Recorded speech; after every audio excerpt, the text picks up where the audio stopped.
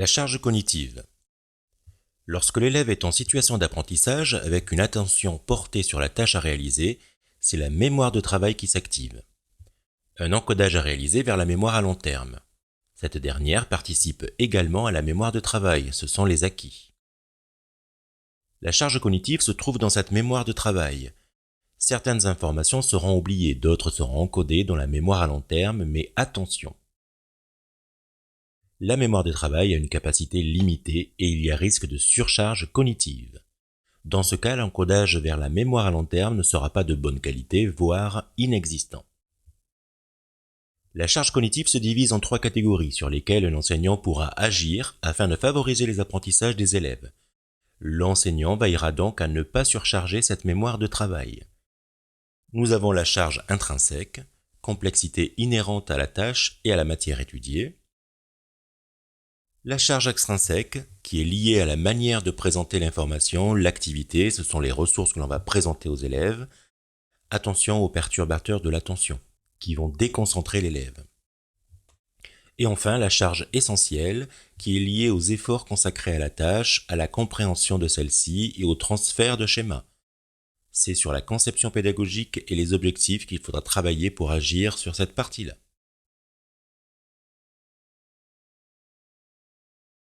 Une surcharge cognitive est un déséquilibre des charges. Les charges intrinsèques et extrinsèques prennent trop de poids. Le rôle de l'enseignant sera de moduler la charge intrinsèque et de diminuer la charge extrinsèque afin de rééquilibrer la charge cognitive et ainsi laisser plus de place à la charge essentielle. Mais comment faire ? Pour moduler la charge intrinsèque, qui est liée à la tâche à réaliser et à la matière enseignée, l'enseignant pourra diminuer le nombre d'éléments à apprendre et diminuer le nombre d'éléments à mobiliser. En fonction des objectifs à atteindre, on peut par exemple mettre moins de nouvelles notions en même temps. On peut également mettre moins de texte à lire, mais des schémas, des cartes mentales, des illustrations. On peut également utiliser des schémas ou des cartes mentales déjà tracées, vierges, à compléter, pour éviter la charge inutile du tracé.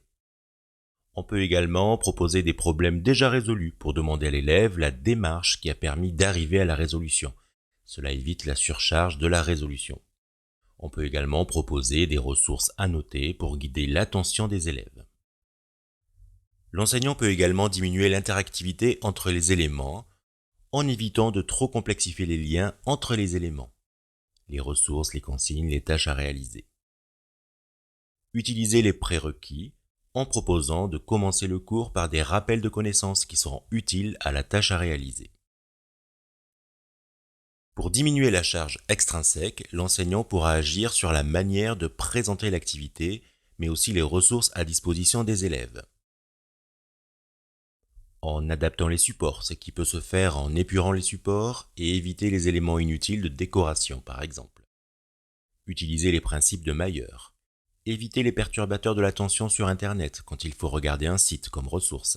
On peut passer par exemple en mode lecture ou les différentes propositions que YouTube donne en fin de vidéo. Il existe différentes méthodes pour éviter tout cela. En agissant sur la complexité de la tâche qui souvent est trop complexe pour les élèves. Mais on peut également diminuer la charge extrinsèque en soignant l'environnement, c'est-à-dire en favorisant un environnement propice à l'apprentissage tout en évitant, autant que possible, les éléments perturbateurs de l'attention.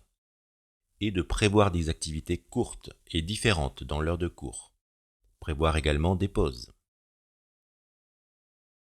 On peut agir aussi sur la charge essentielle, en favorisant l'acquisition de schémas mentaux, avec des cartes mentales par exemple, en faisant verbaliser les élèves, ce qu'ils savent, ce qu'ils ne savent pas, en favorisant la coopération, la collaboration, en utilisant donc des pédagogies actives, et ne pas tomber dans les stéréotypes des neuromythes. Pour résumer, la charge cognitive correspond à la quantité de ressources cognitives investies par un individu lors de la réalisation d'une tâche. Elle dépend de la complexité de la tâche, des ressources de l'individu et de la manière dont la tâche est présentée. Définition d'André Tricot.